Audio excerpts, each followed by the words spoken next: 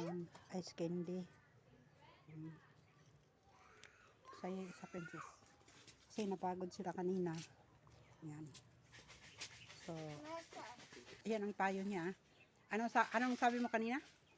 Sabi ko po, hindi ka po bumalik doon para po may bibigay ka po sa amin ng chocolate. Sabi niya, balik daw ulit ako ng abroad. Para daw, pasasalubungan ko sila ng chocolate. So, sasagutin natin yan. Kaso lang, pumasok yung anak ni Neljen. Bawal yan, walang ano. Tapos ikaw, Bem, ano rin ang masasabi mo? Gusto mo rin mag-abroad ako para mayroon akong chocolate. Opo.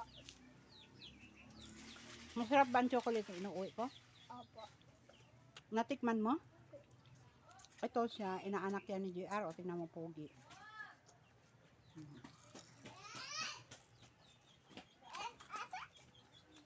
Wala na, napasay ko na.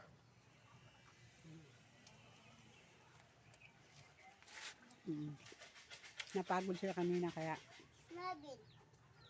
hindi rin basta-basta gumawa ng Danaw na. content kasi tuturuan mo sila. Hindi naman sila talaga magaling. Di ba?